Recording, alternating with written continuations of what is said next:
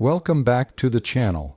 Today we're diving into one of the most shocking and ironic developments of the entire war, a moment that military analysts will study for decades.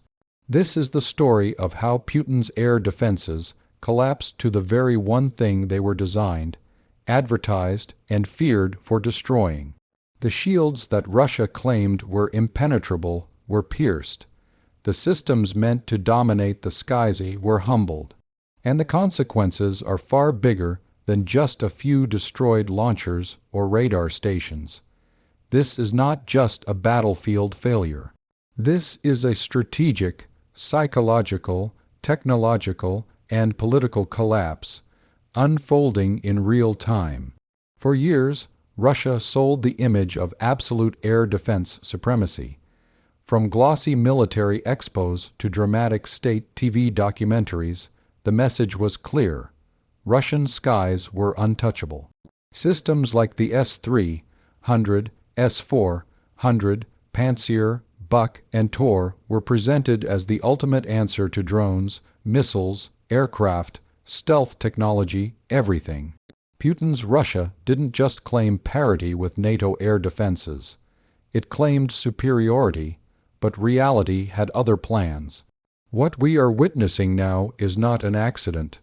It's not a one-off mistake. It's a pattern, a devastating pattern, where Russian air defenses are falling apart under pressure from a weapon class they were specifically designed to eliminate. And the irony is brutal, because the one thing that's breaking Putin's shield is the drone, cheap, numerous, adaptable, intelligent, and absolutely devastating. At the start of the war, Russian commanders laughed at Ukrainian drones. State media mocked them as toys. Analysts dismissed them as nuisances, good for reconnaissance maybe, but not a real threat to a modern army equipped with layered air defenses. That arrogance is now costing Russia billions and costing Putin, in his illusion of control. Let's break this down carefully.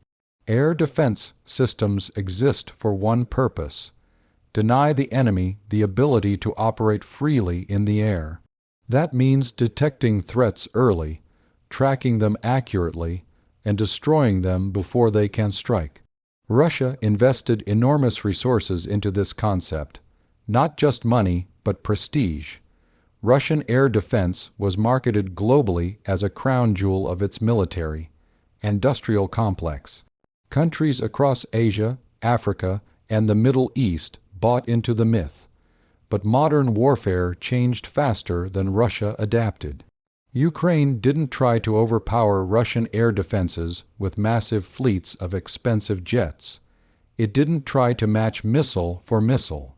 Instead, it attacked the system's weakest point: saturation, adaptability, and economics.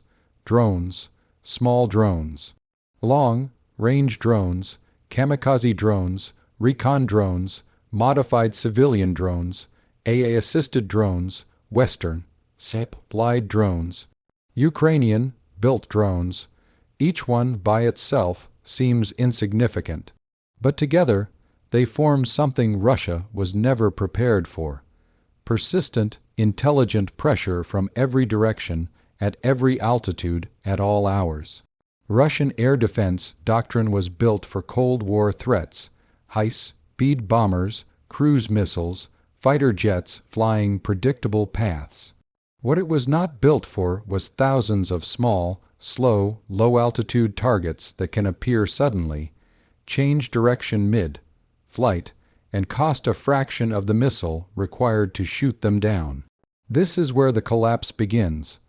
Every time a Russian air defense system fires a high-end interceptor missile at a cheap drone, Russia loses even if the drone is destroyed.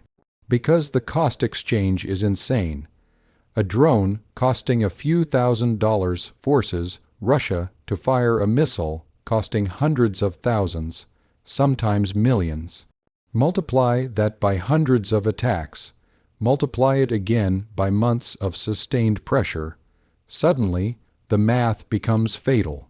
And Ukraine understood this perfectly. Instead of trying to win the air war, in the traditional sense, Ukraine focused on bleeding Russia's defenses dry. Force them to activate radars constantly. Force them to relocate systems again and again. Force them to reveal positions. Force them to choose what to defend: oil refineries, power stations, airbases, command centers, bridges, knowing they can't protect everything. And then strike where the shield is weakest. One by one, Russian air defense units began to fail. Some were destroyed outright by precision strikes. Others were overwhelmed by swarms. Others simply failed to detect incoming drones at all. And here's the most humiliating part for Moscow. Many of these drones flew deep inside Russian territory, sometimes hundreds of kilometers from the front lines. This shattered a core promise Putin made to his people, that the war would never truly reach them. But it did. Explosions in Moscow's outskirts, fires at oil depots, air bases hit, strategic infrastructure damaged, all while Russian air defenses stood by, confused, overloaded, or already destroyed. The psychological impact cannot be overstated. For years, Russian propaganda reassured citizens that NATO weapons could never penetrate Russian defenses, that the homeland was safe, that the skies were protected. Now, ordinary Russians wake up to air raid sirens. They see videos of drones buzzing over cities. They watch air defense missiles explode mid-air, sometimes doing more damage on the ground than the drones themselves. Fear replaces confidence, doubt replaces certainty, and trust in the system begins to rot. Inside the Russian military, the consequences are even worse. Air defense crews are exhausted. They are forced into constant high alert status.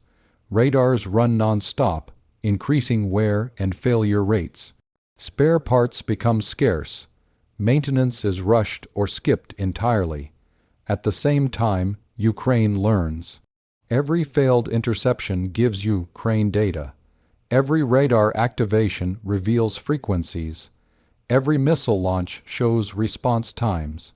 Every movement exposes vulnerabilities. This is a feedback loop, and Russia is losing it. The systems designed to destroy drones are being hunted by drones. Think about that.